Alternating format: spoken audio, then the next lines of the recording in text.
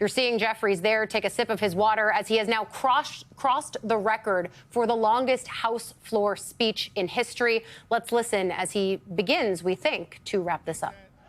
More time. Take your time. As we prepare to vote on this one big, ugly bill. That's right. Tough time for people in the United States of America. It's extraordinary extremism unleashed on the American people. Mr. Speaker, my colleagues on the other side of the aisle promised to address the high cost of living. Nothing in this bill will meaningfully lower the high cost of living in the United States of America. Nothing. It's incredible to me. All of the promises that were made by some people in this town. That the top priority was going to be to lower the high cost of living in the United States of America. And then, all of last year, ran away from Project 2025. Come on. Come on. Acted like it didn't exist. That's right. And then, Mr. Speaker, people come to town, they're in the majority now, and every single part of the extremism that we've seen unleashed on the American people is connected to Project 2025.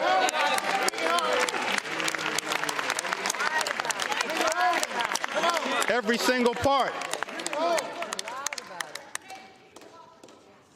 But here's why I still got hope, optimism. I referenced this earlier today. As we prepare to experience the 249th birthday of the United States of America. Yeah. Take it back to that original document. Yeah. Declaration of Independence, 1776. That's right. Mr. Speaker, it had the aspirational part. We hold these truths to be self-evident, that all men are created equal, Yeah. Come on now. Bring it home. endowed by their Creator with certain unalienable Bring it home. rights, Come on now. that among these are life, liberty, and the pursuit of happiness. Come on. Come on, man. That's the aspirational part of the Declaration of Independence. Yeah.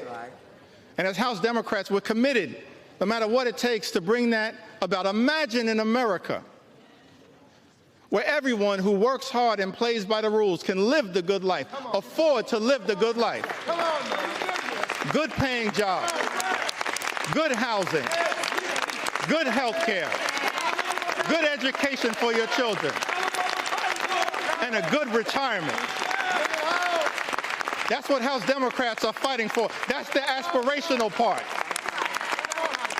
of the Declaration of Independence, to bring that to life, the pursuit of happiness. That's the aspirational part. But then when you look at that Declaration of Independence, the second part of it, it reads like an indictment against an out-of-control king.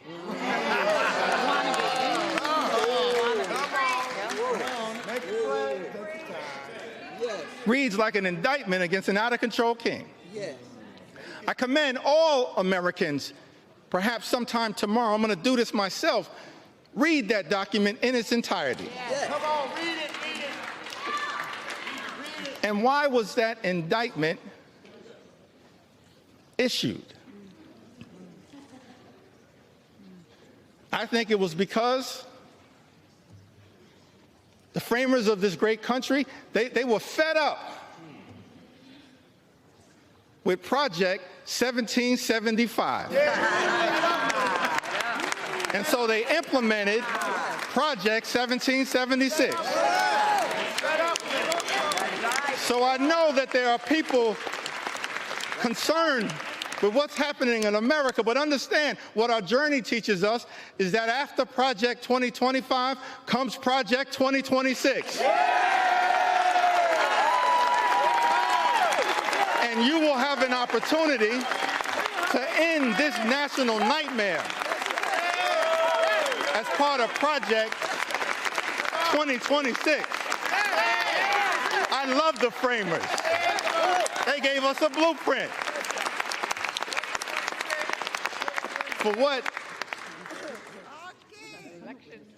for what should give us hope in this moment. That's right. I think that I want to close by referencing Take your sweet time.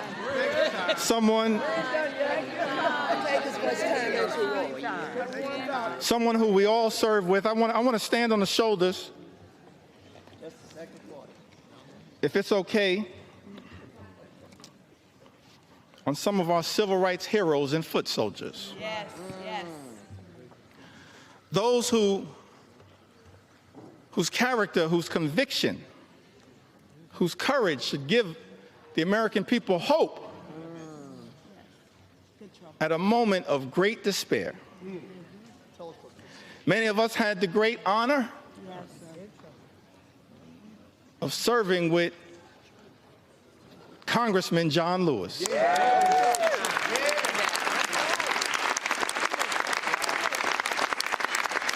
The great honor, Mr. Speaker, to serve with Congressman John Lewis. That's right. And I came across something that John Lewis said in June of 2028, that hopefully, no matter what the outcome of this vote, will give people some hope. Great John Lewis said, "Do not get lost in a sea of despair. Be hopeful. Say his word. Be optimistic. Yeah. Our struggle is not the struggle of a day, Yeah. a week, Yeah. a month, Yeah. or a year. That's right. It is the struggle of a lifetime. That's our struggle. No matter what, Mr. Speaker, you decide to do today, that's our struggle. Standing on the shoulders of John Lewis, that's our struggle. Never, ever be afraid to make some noise and get into good trouble. Good trouble. Good trouble. Necessary trouble. Standing on the shoulders of giants. John Lewis would often talk to us about his admiration for Dr. Martin Luther King, Jr. Dr. King, who would refer to John Lewis as the boy from Troy. The boy from Troy. Now, what's interesting to me, that civil rights movement, we can learn a lot from it. Started December of 1955. And Rosa Parks sat down on that bus so that all of us could have the courage to stand up. That's right. Wasn't an easy struggle. All the odds were stacked against these civil rights heroes and foot soldiers. And during the early days of the movement, a difficult part of the movement, Dr. King, after they've been targeted, arrested, beaten, harassed by the authorities,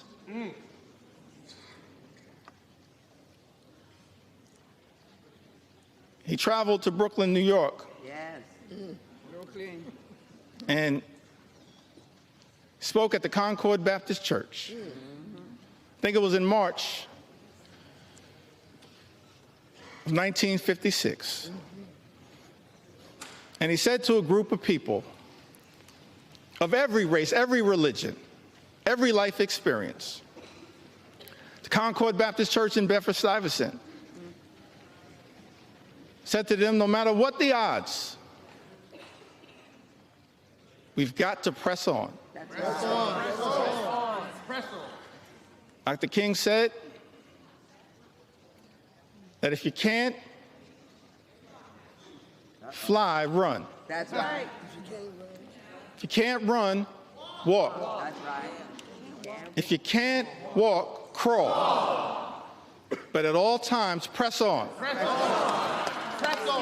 And keep pressing. And so as I take my seat, I just want to say to the American people that no matter what the outcome is on this singular day, Fight forward. we're going to press on. We're going to press on. We're going to press on.